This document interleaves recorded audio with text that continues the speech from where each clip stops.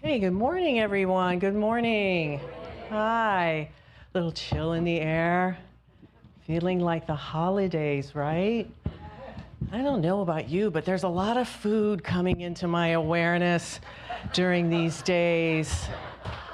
I don't care whether you're celebrating, Thanksgiving or Hanukkah or Kwanzaa or Christmas. There's just a lot of food. So there's a lot of food out there, but here's where we get spiritually fed. See what I did there? Yeah. So we're here today to celebrate that which is divine in all of us, that which is perfect in all of us, and that which we get to discover and unfold through spiritual principles and practices. And that's what we do here at the Center for Spiritual Living Cultural Coast. I'm Kathleen Frankert. I'm a licensed spiritual practitioner here, and I greet you sincerely and wholeheartedly with Namaste. Namaste is Sanskrit, and it means the divinity in me recognizes and honors the divinity in you. And in you joining us online today, whether that's right now, this moment, or in a future moment, we're so glad that you're here with us and joining us today for this exploration of who and whose we are. So today, through this month, we have been looking at practicing the presence through holy days. And I mentioned the holy days earlier.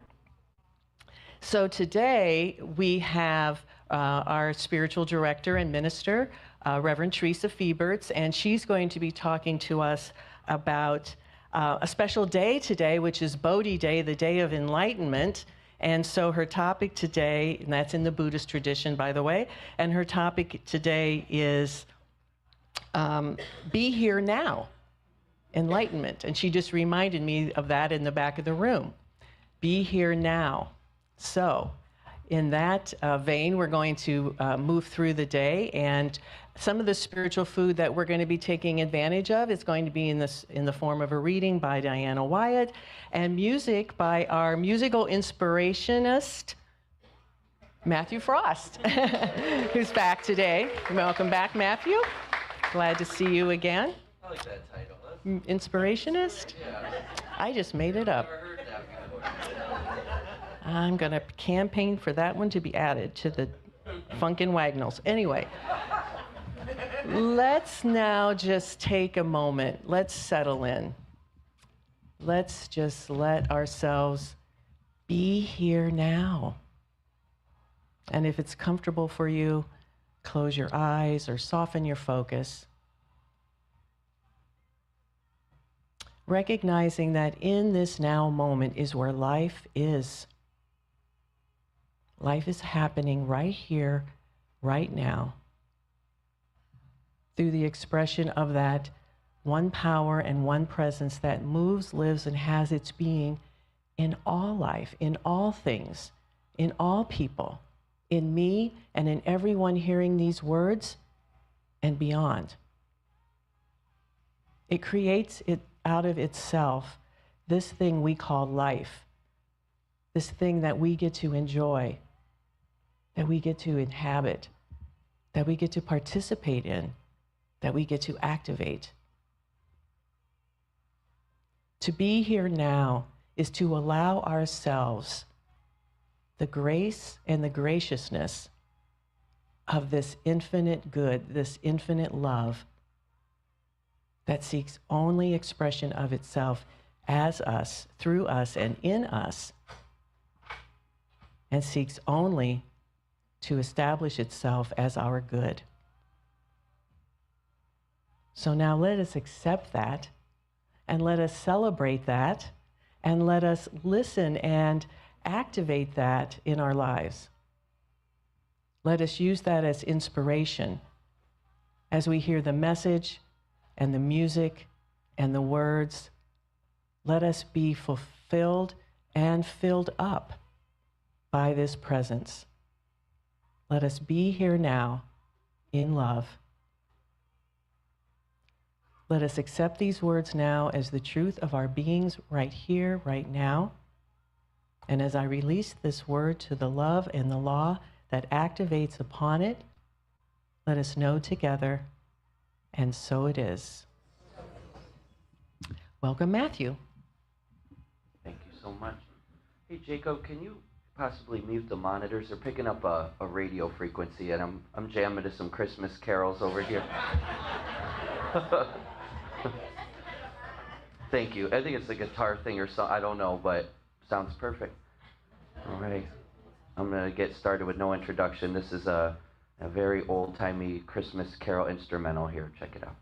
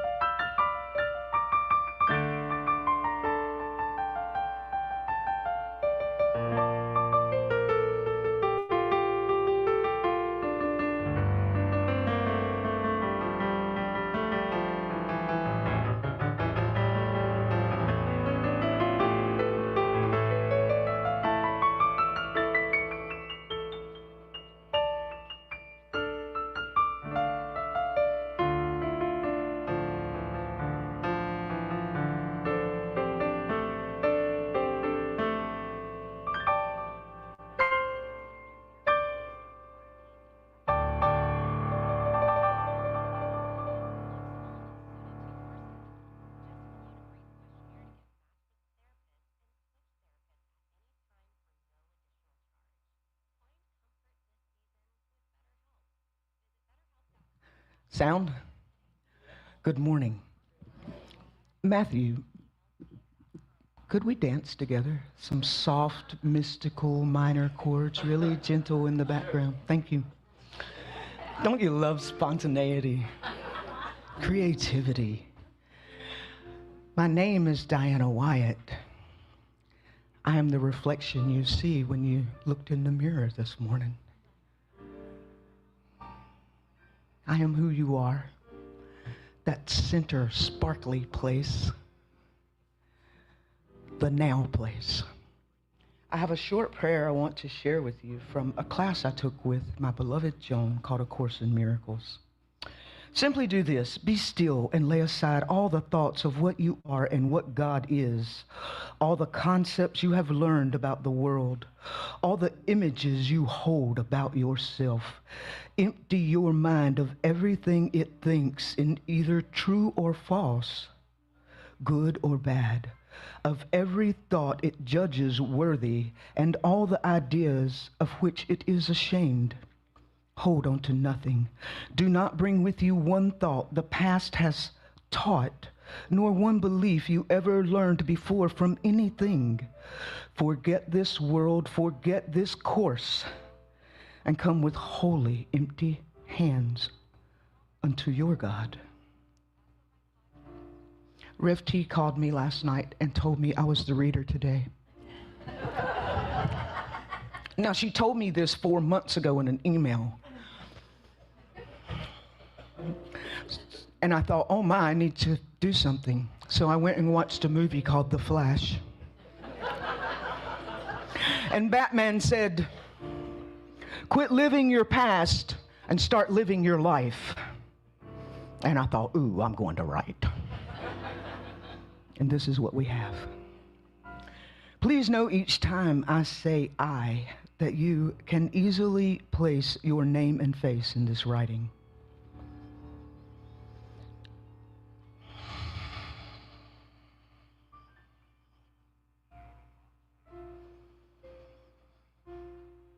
There is a magical space within, and I have the urge to visit lately more and more. It's just beneath this veil, you see, the thing we call skin.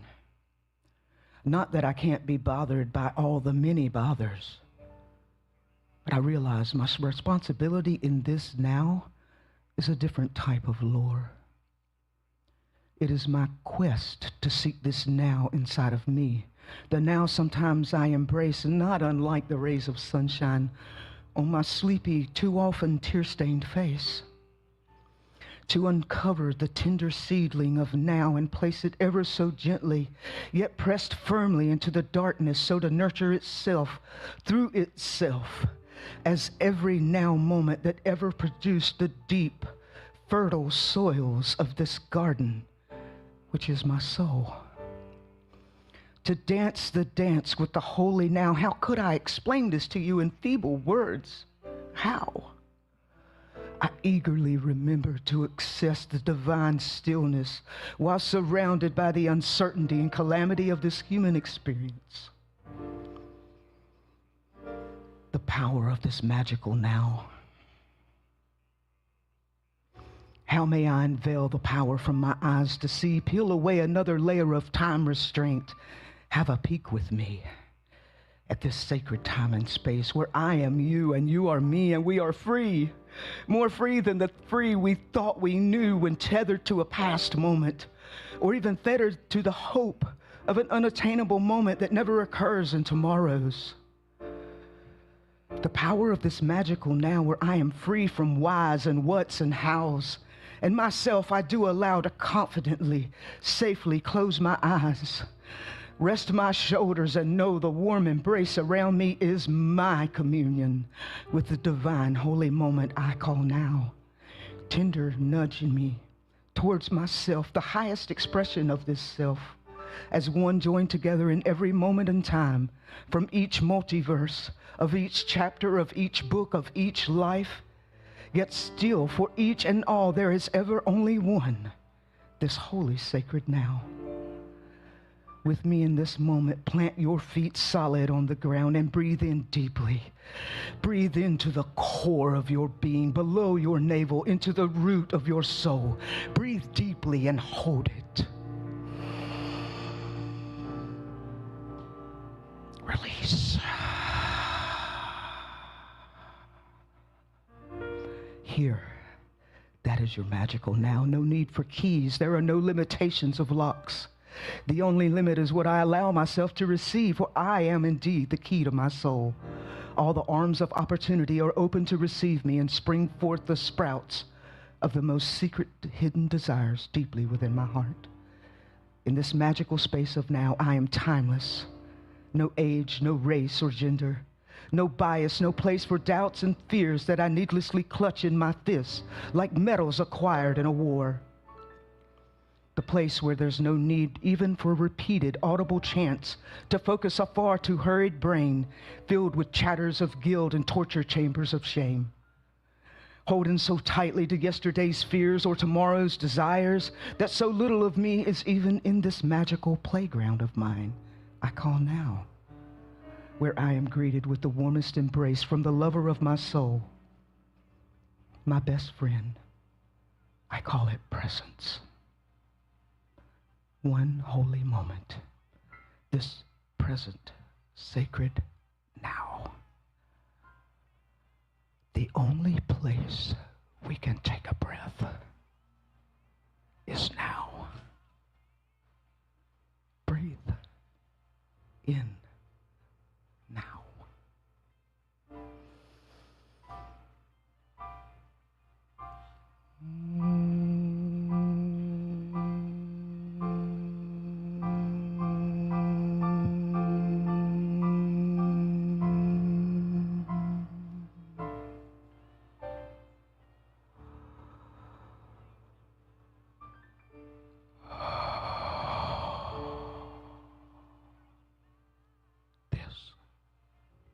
Is now. Life awaits. Namaste.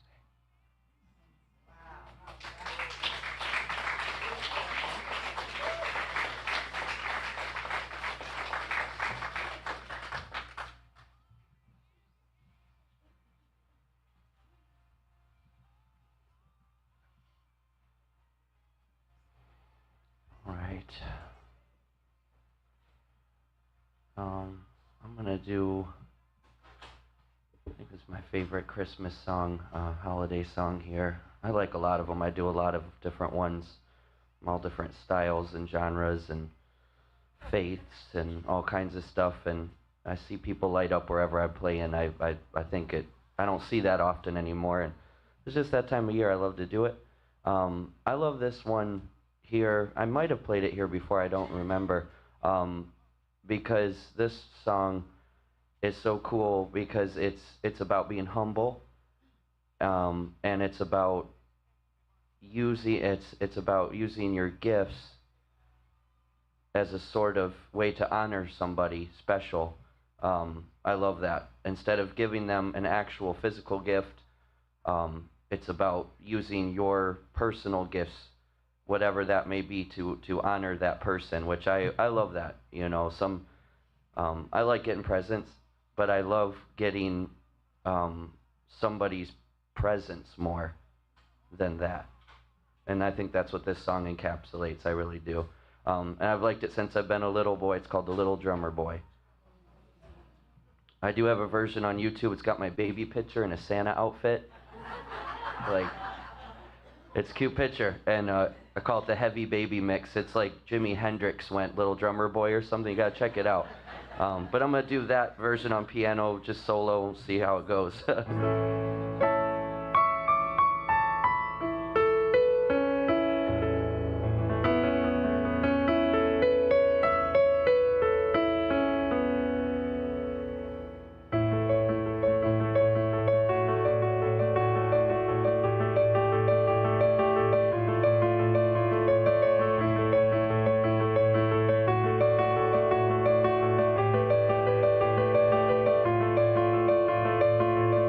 Go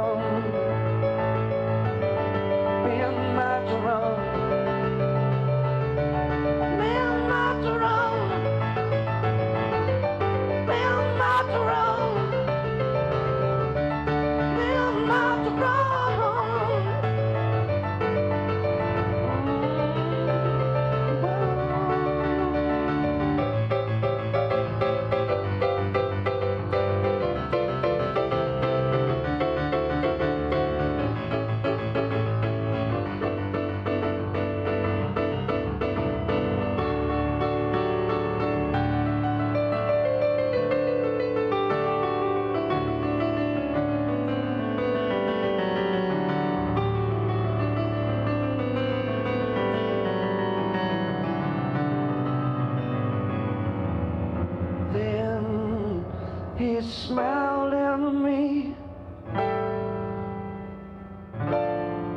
and my Jerome.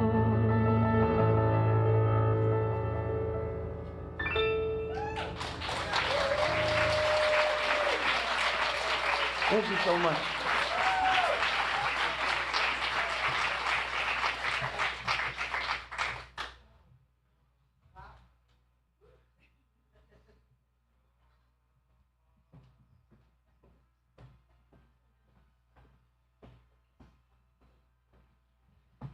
Wow is right. And there's more. Look.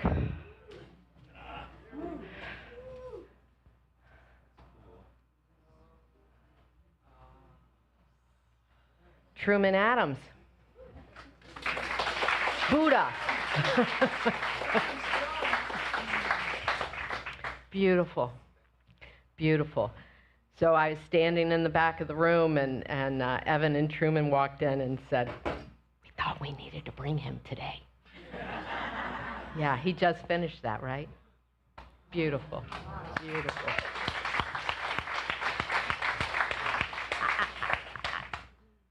I don't know what to say from the first key that Matthew touched to Diana's sharing of her soul, to this. I mean, I don't know. Is there anything else to say? It's just, I'm so in awe of each one of you. And really, what is that I'm in awe of? What is that? Ah.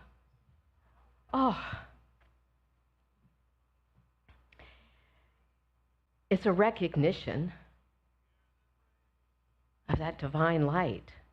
It is a recognition of the brilliance that Spirit is. It is a recognition of what can be when we get out of the way. Yeah? It is a recognition of what is latent in so many of us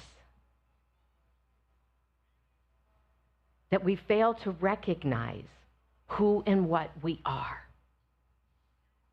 Yes? Thank you. Thank you. Thank you. Yeah. Thank you to all of you that stand up, show up in your light, in your brilliance, in your authenticity, in sharing who you are, who you really are. That is really the moment of the day. That is really, I think, where Buddha wanted us to go, is to go to that place inside of ourselves without limit, that place without limit. And so we're going to dispel right here, right now, the idea of starving artist or suffering artist right here. Let's let that go right here, right now, because the Buddha's whole point, what he proved, was that suffering is not inevitable, right? It does not belong to us. It does not belong to the highest of consciousness. Yeah. That's the petty stuff we play with. Yeah. Ooh. Wow. I am in the midst of kings and queens and dragons. So, it is Bodhi Day, December 8th, Bodhi Day. That is the day that Siddhartha Gautama sat. And why did he sit? Because he had been wandering for 6 years, feeling the pain, seeing the suffering, trying to figure out how to fix it, and he was bone tired. He was walking through a river, and he couldn't move anymore. He didn't know how he was going to get to the other side of the river. He was exhausted. He was skin and bones. He had only been eating what people would give him. He wasn't asking for food. If it was offered to him, he'd eat. 6 years wandering, trying to figure it out, right? Can you feel him? You feel him? You feel that? It's been 6 years since August, I think. Been, right? You feel it? Yeah. Yeah. That wandering, that trying to figure it out. And he sat down because he couldn't do anything else. He sat down at the Bodhi tree. He sat down, and I suspect, I've read, there's lots of stories. I suspect he thought, I'm either going to die or I'm going to be enlightened. Or something really cool is going to happen. One or the other, right? And in a way, both happened. Yes? Both happened. And it happens for all of us. There's those moments where we have to die to that old thing, that thing that says, I got to have another job because I can't really be an artist. That had to die, didn't it? Had to die.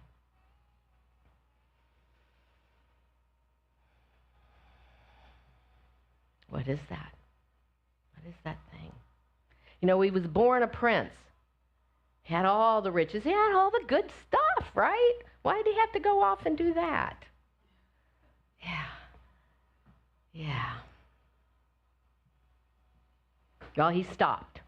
He stopped. He stopped at the Bodhi tree. He stopped. I don't know how many of you read my newsletter, that little blog that I do. Did you read that I said he sat for 7 days and on the 8th day, I don't know, he hatched an egg. Was I mixing my metaphors, Bobby? I didn't have you read that one for me first. Oh, my goodness. It said that he sat for 49 days. I said on the 8th day he was enlightened. It could have been 8 days. We don't really know. And how long is it going to take you? It's going to be 49 days? I looked that up. I did the math. That'd be Sunday, January 26th. So we're going to meet back on the 26th, not here, in that building over there. We're going to meet back on the 26th, January. Let's see how y'all doing. Yeah? Let's see how we're doing with this enlightenment. We can do it. We absolutely can and have and continue to. Yeah, we're awakening all the time. We're awakening all the time. We have to do what Siddhartha did. We have to just sit. We have to stop. At some point, we have to stop. Yeah? So, there's a couple people in this room that aren't going to stop for a while. Because they just had a baby. And I would be terribly remiss if I did not introduce to you Ian and Ella, who just gave birth to, wait, hold on, a little boy. His name is Bodhi. So, I love you. And Bodhi's in the NICU because Bodhi was born a teeny bit early. He was a little anxious. But he's doing well. He's doing very well. But he's not home with mom and dad yet. So we know all the possibilities in that, don't we? Don't we know a beautiful life for Bodhi? Don't we know? I mean, how could he not have? Look, his name is Enlightenment. And his parents are here on Bodhi Day. I mean, what a future, right? And what a present moment, right here, right now, for us to get to know this truth for and with Bodhi and with his parents, to know his health and his wholeness and his strength and his determination, and that there is that thing inside of him that is in each one of us, that is in Diana, that is in Truman, and that is in Matthew, that wants to sing and shine and paint and paint this whole world. Yes? Yeah. Why do we let stuff get in the way of that? Why do we ever let anything get in the way of that? Because life happens, doesn't it? It just seems to happen sometimes. It just seems to happen, and it can be painful sometimes, and it can be hard sometimes. And Buddha knew that. So what did he tell us? That we had to stop clinging. We had to stop craving, because that's where the suffering came. That we had to be. We had to be. We had to be present. We had to be here now. We don't have to hold on to the past, to the history, and we don't have to cling and strive and stress about the future. Do you know what stress? I just read this. It was Eckhart Tolle. Stress is not knowing where to put your attention.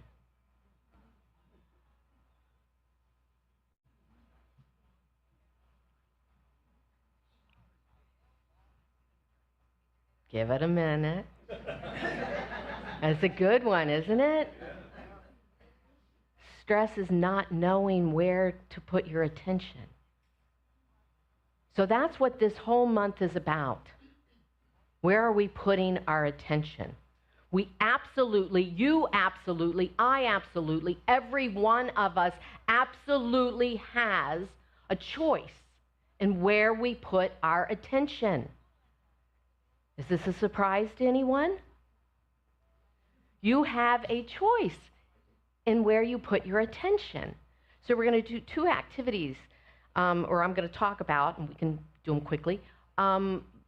And I want you to practice them during the week as well. Two activities. There's lots of paths to enlightenment, and there's lots of ways to do mindfulness. But the gurus have always told us this, and somehow we know it. It's already in us, that thing that we're searching for anyway. When we think we can't choose, we can't figure out what way to go, that answer is inside. When we think we need something, we need some love, we need some peace, we need some quiet, that answer's inside. Your mind's going to be blown with how Bodhi shows you that. Our children know these things. They know these things, right? When they're very little, before they've unlearned, hidden up, covered up the truth. And that's what we spend the rest of our life doing, trying to uncover what Ken Wilber calls our original face. Our original face. Your original face. What is that? What is that? Yeah. Eckhart Tolle says that, I think I shared this last week, that all of this is inside of us, but we can't feel it because our mind is making too much noise. I don't know if I shared last week why we're doing this series this month. Be here now. 5 weeks. Be here now. Be here now. We're doing it because I'm tired of the chatter. I want to stop the commentary. Since August, there's been a lot of commentary in my head, or coming at me. and I've absorbed it. So I don't think I told you back in September that on my, some of you knew, but on my sabbatical, I was off for a whole month. I was sick for a whole month. I had no fun. I left the house twice. Once was to go to the doctor's. This was a big thing for me. I'd never had a sabbatical before. I'd never been off work for a whole month before. Well, I was sick. I went from the couch to the bed to the couch. So that was a lot of chatter because I didn't deserve that. And I had to tell myself that over and over and over again. Why did this happen? This shouldn't have happened. You should get another month off. It's not your fault you got sick, blah, blah, blah, blah, blah. And then, of course, we had the hurricanes, hurricane on hurricane on hurricane on hurricane. And then we had the election. And then we had the annual meeting, which was not a big deal for most of you. You just showed up. You might have brought some cookies or something, but I did a lot of work for that. So then I thought, oh my God, the holidays are coming. Let's just be real. The holidays are coming, and oh my God, there's just all this, and I need to stop. I want to stop it. I want to stop it. Stop it. I just want to sit under the Bodhi tree, okay? Just want to sit. I don't like those Decembers where we fill them up and every moment is accounted for. I don't play that game. I haven't for a long time. But that's why we're doing this, Be Here Now, and so wonderful that we had Bodhi Day to help us with this, and so wonderful that we had Julie last week to help us with that. I'm paraphrasing Julie, but she said something to the extent of last week. When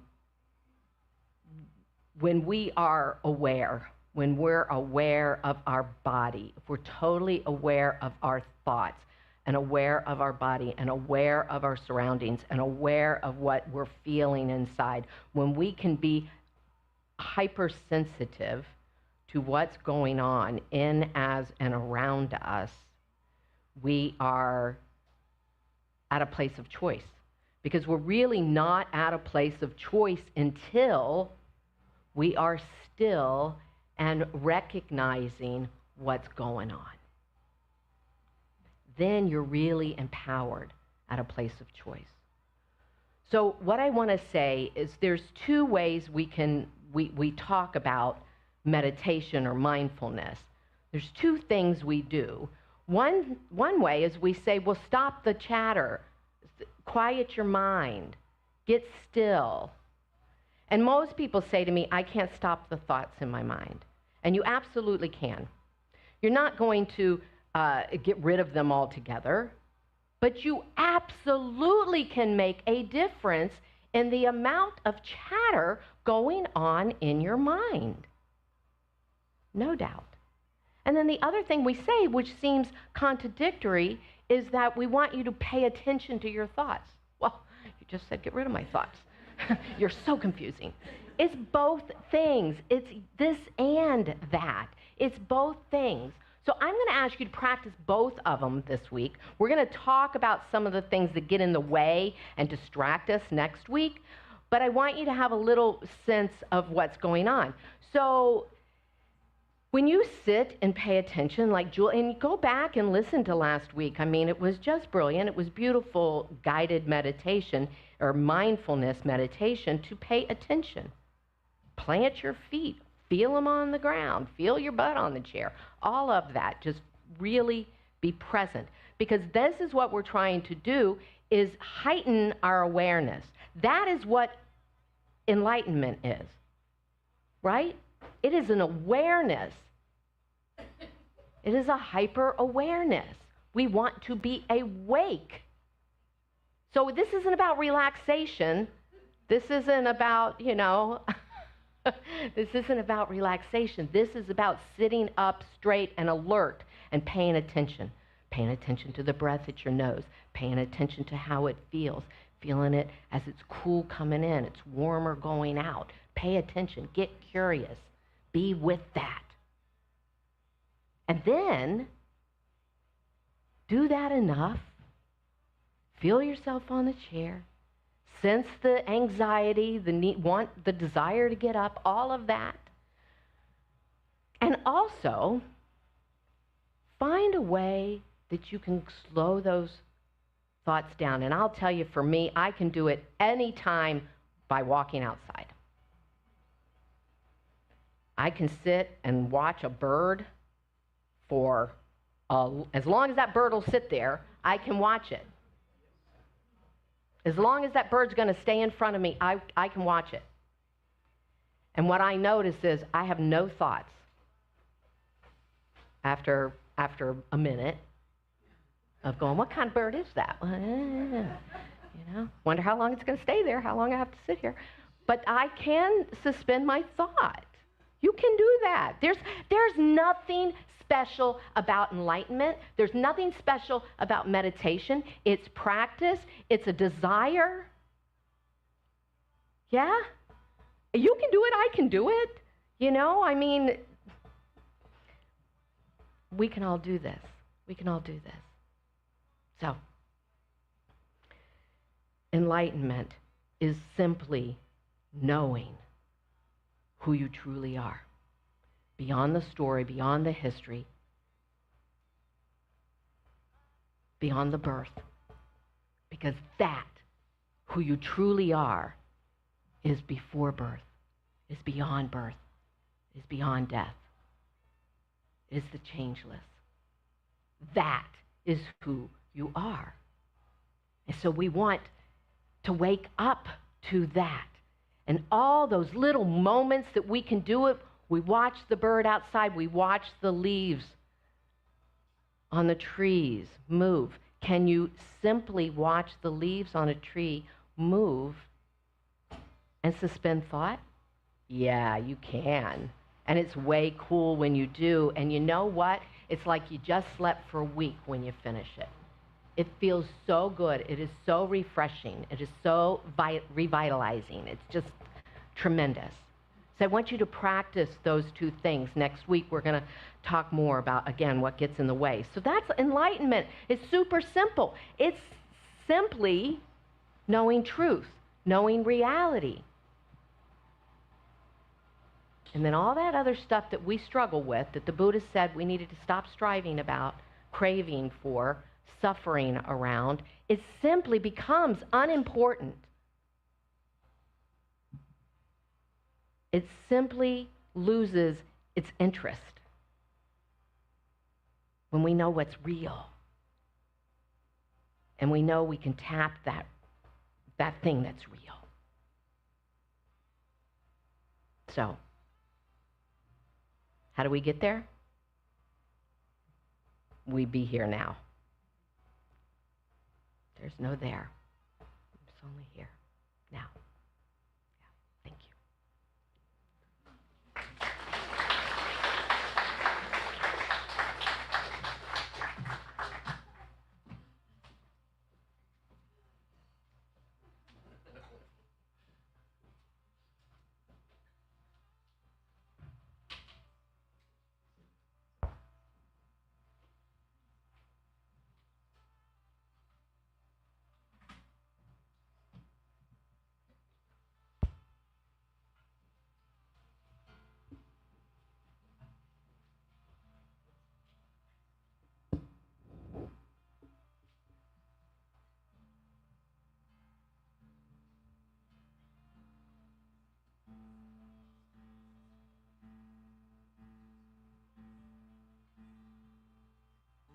I haven't done this one in a while. This was one of my originals here, and since there's beautiful paintings behind me, and speaking of the Buddha under the tree, I got a tree song for you. You all know the live oaks in Florida, the grand big ones that, for the most part, nobody's allowed to cut down. They're protected. There's one in, I've talked about it here before, there's one in Tallahassee. If you're ever up that way, it's just a complete city metropolitan area. But there is a little park called Litchgate Park, and it's just one tree little piece of property, and it's protected. And there was a woman named Laura Litchgate that owned the property, and they built everything up around her, but she would never sell, and she wouldn't let them take her tree. And I think it's over 1,000 years old. This thing is truly the tree of life. It's so big. I mean, it would be a couple car lengths in the trunk, and the limbs go down into the earth, and then they come up again. They plant themselves. They come out, plant themselves. And when I first met my wife Emily, I would go up to see her in college up there, and anytime she was in class or not around, if I visited, I would just go to the park, sit under the tree, and write music. And I can kind of feel what it was like to be kind of like what the Buddha felt. Didn't sit there that long. I would have loved to. I made friends with the grandson of Laura, or the great-great-grandson, a beautiful person who protects the tree today. And he would come over to me, and he loved when I play around the tree. Nobody really does that too much. And he said, you can come at night when it's closed. So I would go in the middle of the night, and one night the full moon rose over the tree, and it shined down, and it glittered like a chandelier. It was the coolest thing I've ever seen. It really was. And I really felt Laura Litchgate that night. I really felt the original owner and protector of that tree that night. And wrote this song called Litchgate Tree of Life. I'm going to try it. It's been a minute for sure. I usually sing it with M too. She does the high part. It's very up there, so.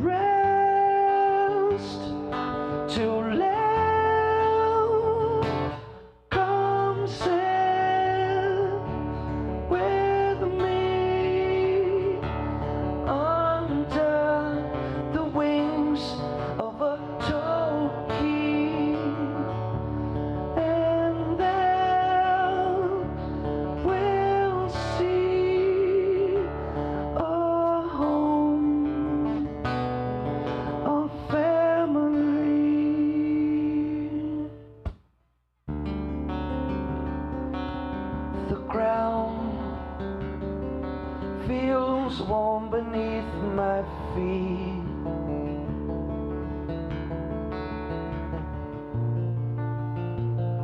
The leaves decay, they feed a seed. It grows, it knows.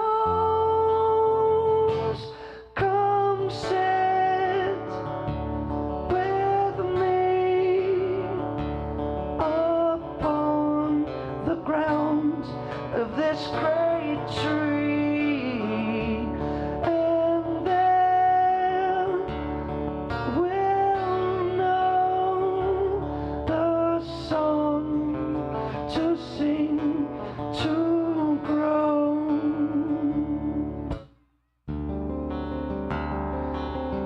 The ground, leaves underneath my feet.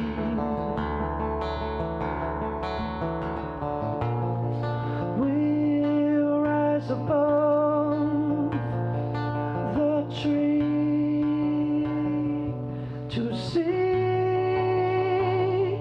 what life will be. Come fly with me over the limbs of this great tree, and there we'll find the lich gate tree of life, the lich gate tree of life, the lich gate tree of life.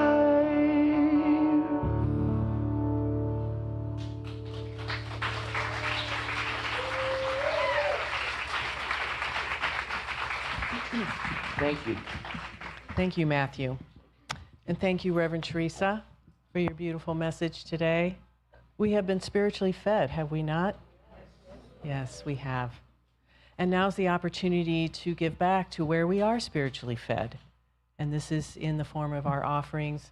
If you're joining us online, there's information scrolling about how you can do that through the online payment system. And if you're joining us here, we will be passing a basket, perhaps like me, you do it through automatic banking, so it's always taken care of. But however your offering comes, I just invite you now to bring it to mind, and bring it to mind with gratitude. Place your offering in a space of gratitude for what this center is and what it has provided for you in this moment, in this present, be here now moment. And I invite you to bless it with that gratitude and know that as it is given, it is received with that same gratitude, and it goes forth to not only sustain this ministry, but to also support the vision of Centers for Spiritual Living International, which is to support a world that works for everyone. And know that as you give it, that this gift is multiplied abundantly, and with great gratitude, we know this to be so, and so it is. And Bobby's going to lead us now in our offering affirmation song. Thank you, Kathleen. Let's sing together.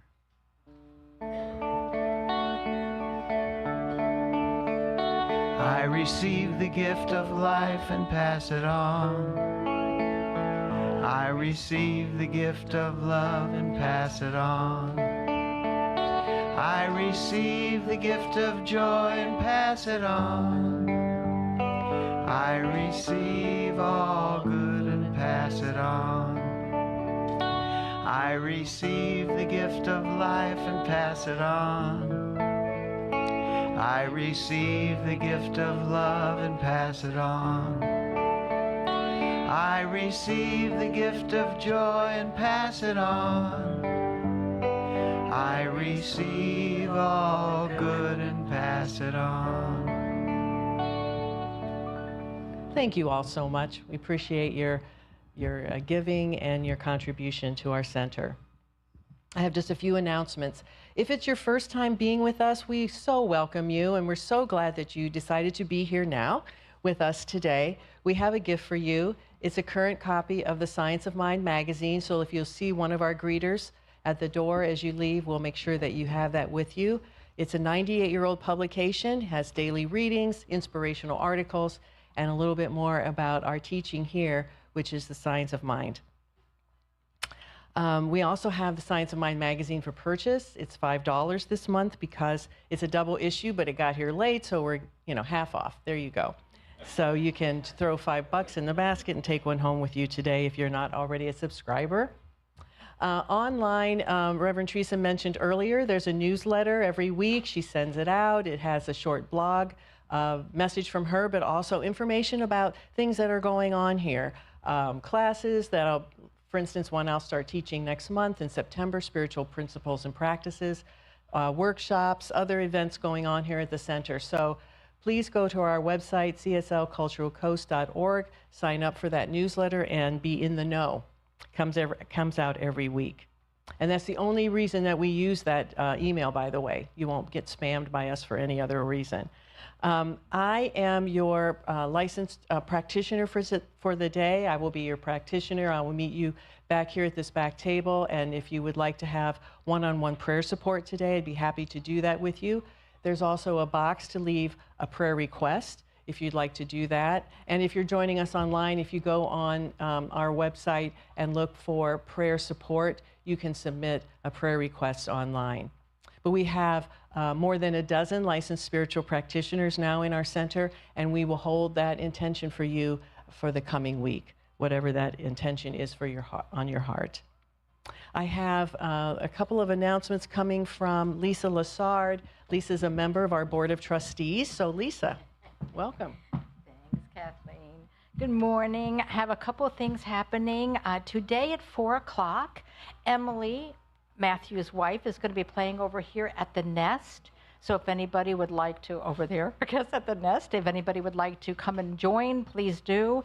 And then next Sunday, you're going to be playing at the Nest at the Taste of the Bay, is that correct? Yeah. And it starts at noon? Yeah. And you play from 1 until 3, is that? 1 until 3, yep. Perfect, Yeah, perfect. With so the whole band. with the whole band, so come and celebrate that and everything. And then we also have on the 12th, we have Josie who's doing a Christmas fundraiser for her daughter Clarita. Josie, you want to raise your hand? Just let us know. It's at 2 o'clock, right? 14th. On the 14th. What did I say? Oh, I'm so sorry. The 14th, yes, on the 14th, 2 p.m., honoring her daughter Clarita with her progress, dealing with her stage 4 breast cancer. So we have that. Talk to Josie and get more information. And then on the 14th, we do then have the Prism of Light. Okie dokie. Okay.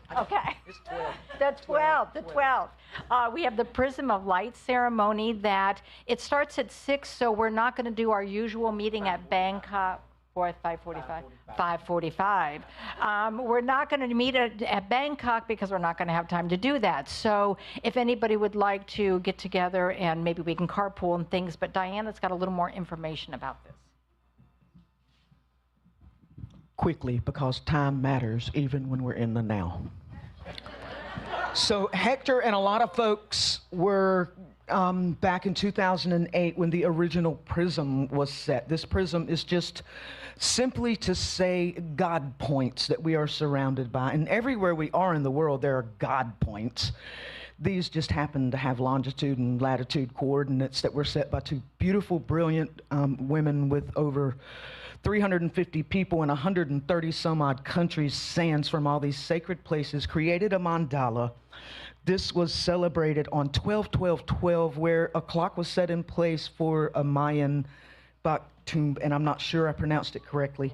We are celebrating 12/12/24 at 5:45 p.m. Please be smudged in by some of the very people in these seats, and Hector, who's calling in a direction, and myself, who will be drumming, and many other. Jane, stand if you'll be there. Be there with us. It's going to be a blast. The vibration is going to be off of this planet. You want to be at Unity Sarasota Labyrinth. It's amazing. 5:45, 12:12. Be there. All right. Thank you, Diana. And it is the 12th, 5:45. So obviously be there before that because it's going to start at 5:45. Okay.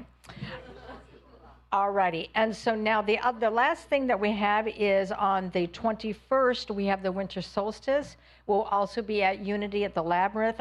It also starts at 6 o'clock, so we will not be meeting at Bangkok, before that. I have sign-up sheets over here. There's also further explanation about the Prism of Light over here on the table. If anybody would like to get together and carpool, anything like that, talk to me, sign up on the thing, and we'll be there. Know that we'll be there, and you'll be able to join up with us, okay? Thank you. Thanks, Lisa. With that, everyone, we are concluded for today. Please stick around for some community time. We have coffee and tea and refreshments. Just an opportunity to be here now in community. So thank you so much for joining us. Thank you online, those that you joined us today. And Matthew's going to take us out with a song. Thank you, Matthew. All right, they said I don't have to pump my wife's gig today at the Bay, so 4 o'clock, go see Emily Frost. I'll be there.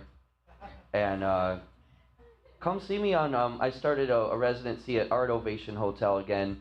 It's every Wednesday except for the third Wednesday of the month, which I'm in St. Pete playing on the 3rd, but this next Wednesday I'll be at Art Ovation from 7 to 10. I play the grand piano. I do like the drummer boy and like stuff that I do here, but I mic the piano. It's pretty cool actually because it sounds so much better than the keyboard, and it's just a nice lobby gig. Come see me over there. It's just a kind of an off night.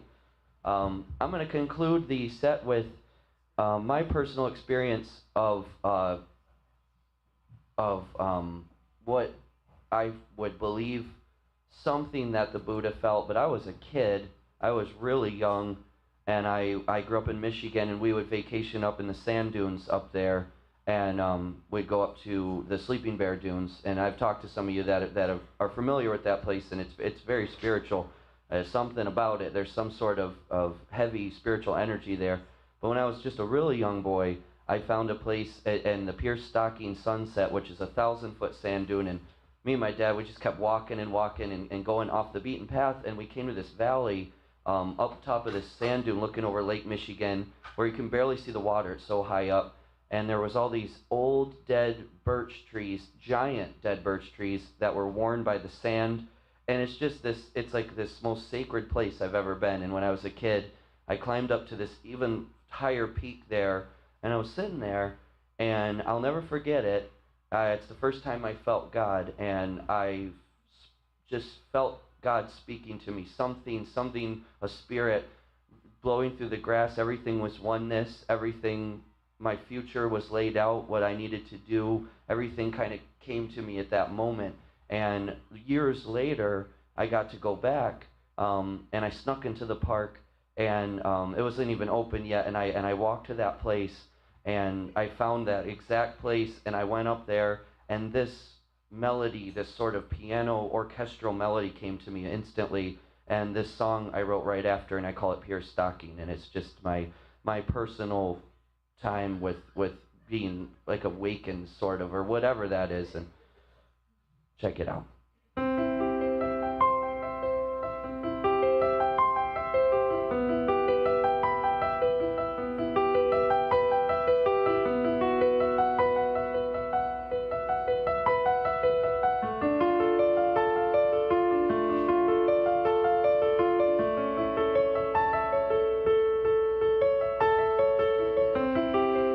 Perched on a sandy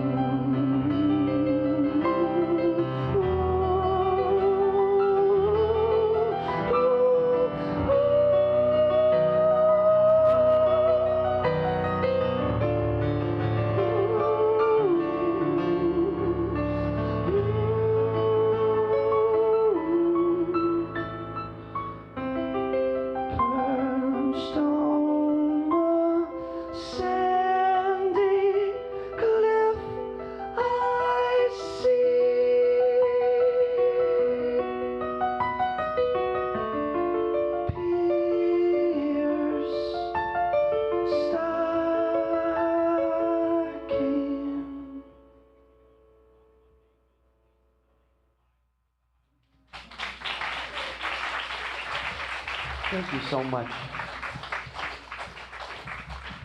Have a great day.